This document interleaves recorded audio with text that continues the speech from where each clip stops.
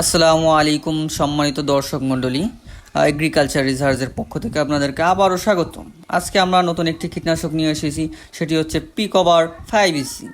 আজকে আমরা পিকভার 5EC কী কী কাজে ব্যবহার করা যায়, কিভাবে ব্যবহার করব, এই সকল কিছু বিস্তারিত আমরা আজকে আপনাদেরকে জানাবো।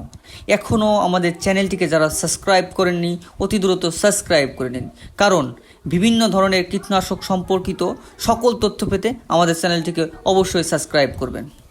পিকভার 5EC এটি একটি দীর্ঘমেয়াদী ক্ষমতাসম্পন্ন আগাছানাশক। এর প্রতি লিটারে 50 গ্রাম সক্রিয় উপাদান কুইজালোফপ এবং পিইথাইন আছে। পিকভার 5EC জমিতে ঘাস গজানো 3 থেকে 4 পাতা, ঘাস গজানোর পর কিংবা 3 থেকে 4 পাতা হওয়ার পরই এটি জমিতে স্প্রে করা উচিত। পিকভার 5EC এটির গায়ে লেখা আছে আলু এবং পাট বিষয়ে, অর্থাৎ আলু এবং পাটেই স্প্রে করা উচিত। বাট এটি যেহেতু পিকভার 5EC আগাছানাশক, এটি বিস্তৃত পাতার ফসলের, অর্থাৎ বড় ধরনের পাতার যেসব ফসলগুলো রয়েছে সেগুলোতে আপনারা ব্যবহার করতে পারেন। যেমন পাট, আলু, এটা হচ্ছে মাস্ট আপনারা ব্যবহার করতে পারবেন।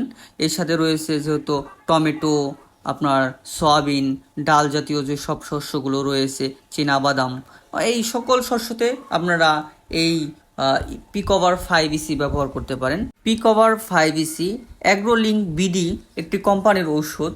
যেহেতু আমরা এটা কোনো কোম্পানি স্পন্সর করছি না, এটা আমরা পাটে ব্যবহার করেছি, প্লাস আপনাদের কাছে শেয়ার করলাম। অবশ্যই এর উপকারিতা অনেক ভালো, অবশ্যই আপনারা এটি ব্যবহার করে দেখতে পারেন।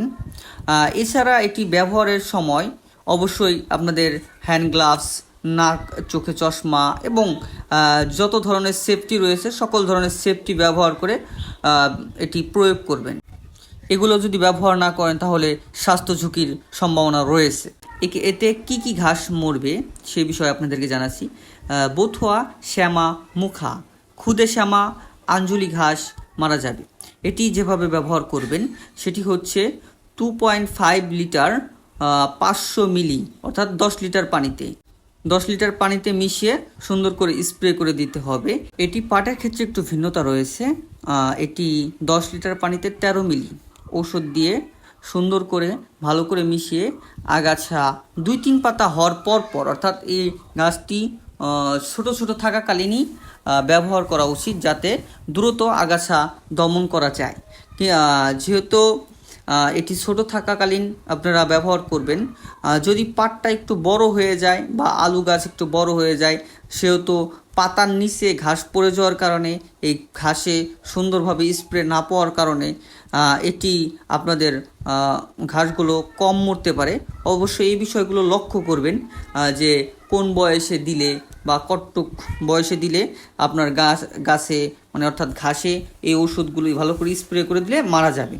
অবশ্যই আপনারা সকল দিক বিবেচনা করে এই ওষুধটি স্প্রে করবেন। এটি 100 মিলির একটি ঔষধের বোতল।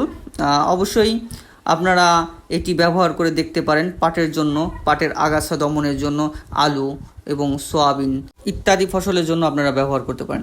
অবশ্যই আপনারা কাছের যে বায়ারের থেকে ঔষধ নেবেন এবং সে বায়ারের কাছ থেকে আরও বিস্তারিত জানতে পারবেন যেটা কিসে ব্যবহার করবেন।